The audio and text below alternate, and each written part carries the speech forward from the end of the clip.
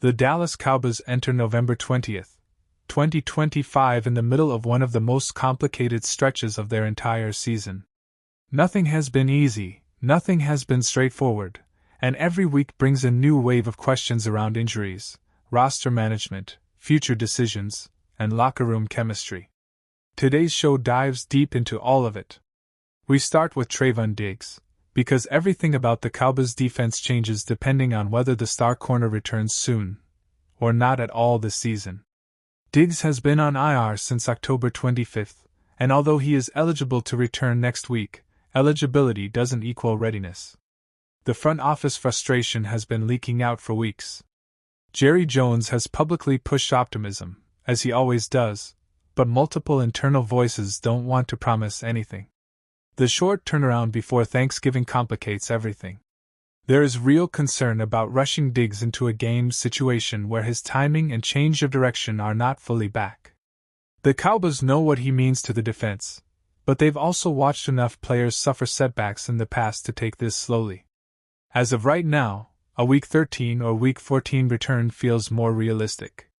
The team will never admit that publicly, Jerry especially, but the timeline, the tone, and the medical caution all point in that direction, and the Diggs situation becomes even more layered when you consider the Cowboys' IR return slots.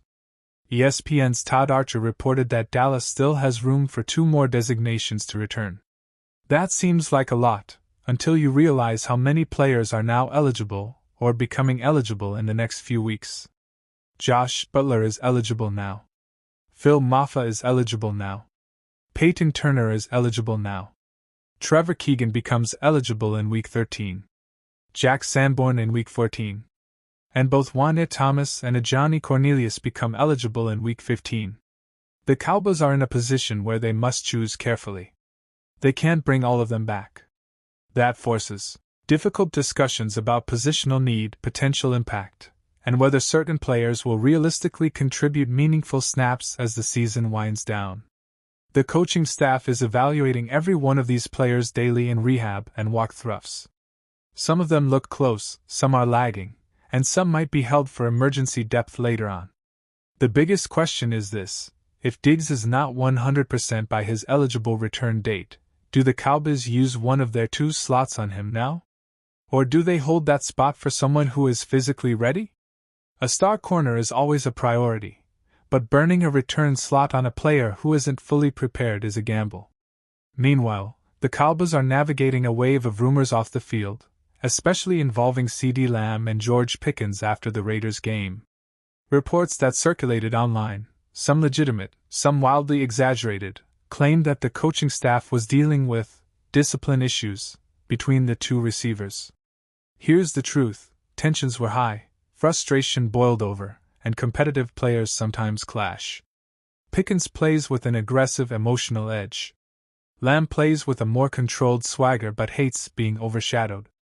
After the Raiders game, there was frustration about route timing, about targets, about spacing in certain formations. But calling it a discipline crisis is an exaggeration. The Cowboys have had far worse internal moments than this. What did concern the staff was the optics: cameras catching sideline frustration, social media running with narratives, and the fear that disagreements might escalate into something more disruptive. Coaches pulled both players aside early the next morning. They addressed expectations, leadership, and communication. Nobody was suspended, nobody was fined, and the team moved on. Still, the Cowboys know they have to keep the locker room stable. When you combine the Pickens fire with Lamb's status as the face of the offense, the dynamic must be managed careful. Then there's the Brandon Cooks situation, one of the strangest storylines of the month. The Saints releasing Cooks in what they called a mutual decision instantly sparked Cowboys rumors. Cooks was a Cowboy recently, he has history with the organization, and he knows the offensive system. But the idea of replacing Jalen Tolbert with Cooks doesn't hold up under any logical lens. Tolbert is younger, cheaper, healthier, more explosive at this stage of his career, and far more aligned with the Cowboys' future roster strategy.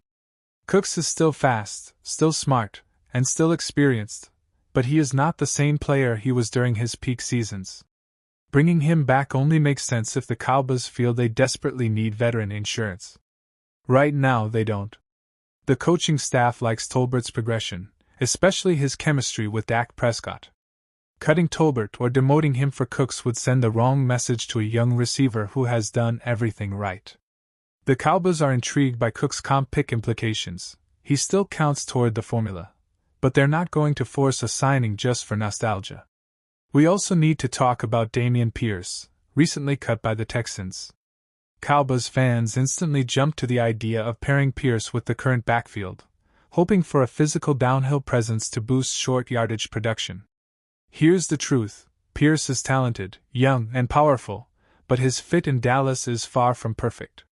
The Cowboys do need more physicality at running back, but Pierce struggled with consistency and blocking assignments in Houston. The Cowboys will not bring in a back who can't pass protect at a playoff level. They've seen how poor protection can sink a season. Pierce is appealing if Dallas wants a low-cost, low-risk rotation option, but he is not entering as a guaranteed starter. If anything, he would be an insurance policy against injury or a potential spark plug in specific packages. Dallas will look, evaluate, and stay open-minded, but they won't force a signing there either. As we move deeper into the show, we shift back to the broader outlook of this team. The Cowboys are still fighting for postseason positioning, but every week feels like a survival test.